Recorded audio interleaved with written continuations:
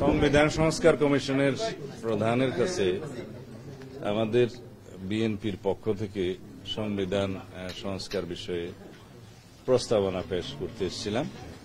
ওনাদের কাছে আমরা প্রদান করেছি। মোট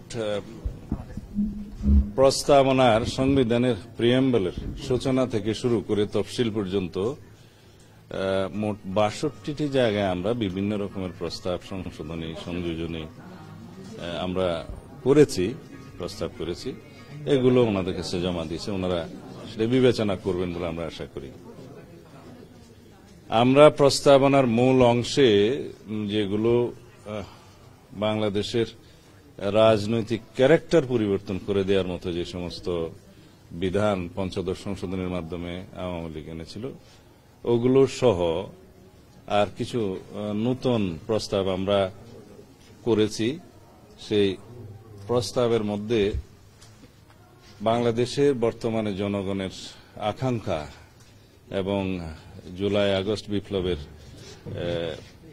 শহীদের অঙ্গীকার, রক্তের আকাঙ্ক্ষা এবং বাংলাদেশের বর্তমান বাস্তবতা, এগুলোকে বিবেচনায় নিয়ে এবং ভবিষ্যতে যাতে পার্লামেন্টারি ফুয়েরার সৃষ্টি না হয়, এখন আয়কতন্ত্রের সৃষ্টি না হয়, সেগুলো মাথায় রেখেই আমরা আমাদের সমস্ত প্রস্তাবনাগুলো দিয়েছি।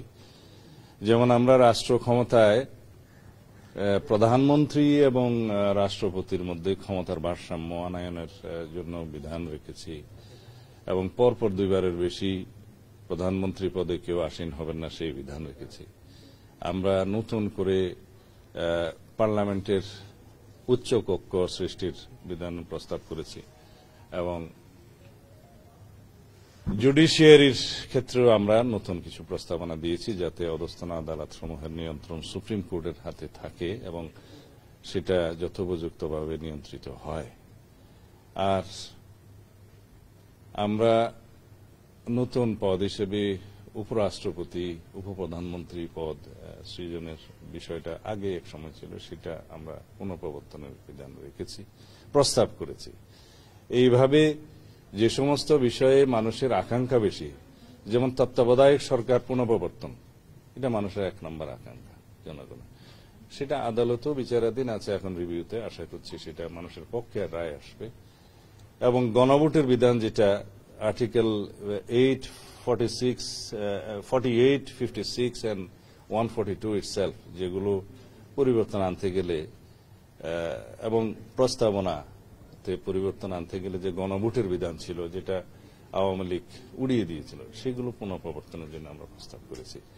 এইভাবে আমরা প্রস্তাবনা প্রজাতন্ত্র, নির্বাহী বিভাগ, বিচার বিভাগ, আইন বিভাগ সহ এবং নির্বাচন কমিশন সহ সর্বত্র তফসিল সহ আমরা সব বিষয়ে আমরা অ্যাড্রেস করেছি, যাতে একটি গণতান্ত্রিক সংস্কার সাধিত হয় সংবিধানের এবং সেটার উপকার বাংলাদেশের জনগণ পায় এবং সব ক্ষেত্রে যেন একটা ব্যালেন্স অফ পাওয়ার সৃষ্টি হয় বাংলাদেশের রাষ্ট্রের সমস্ত অঙ্গের মধ্যে।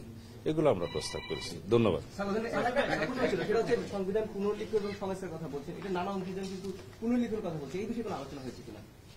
সংবিধান সংশোধনের প্রস্তাব করেছি আমরা ব্যাপক ভিত্তিক, যাতে এটা গণতান্ত্রিক সংবিধান সংশোধন হয় এবং জনগণের আকাঙ্ক্ষা পূরণ হয়।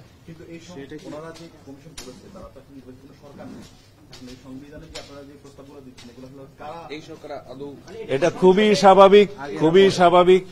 সংবিধান সংস্কার কমিশন তাদের রিকমেন্ডেশনসগুলো সরকারের কাছে প্রদান করবেন এবং অন্তর্বর্তীকালীন সরকারের মাননীয় প্রধান উপদেষ্টা বলেছেন যে তারপরে উনি সবার সাথে আলোচনা করবেন, রাজনৈতিক দল, স্টেক হোল্ডার, বিশেষজ্ঞ, সমাজের বিভিন্ন শ্রেণীর প্রতিনিধি, সামাজিক শক্তি, সবার সাথে আলোচনা করে সেটা ওনারা চূড়ান্ত করবেন এবং এই চূড়ান্ত করার পরে দেখা যাবে অধিকাংশ ক্ষেত্রেই সবাই একমত পোষণ করেছে। কিছু কিছু ক্ষেত্রে তো দ্বিমত থাকতেই পারে।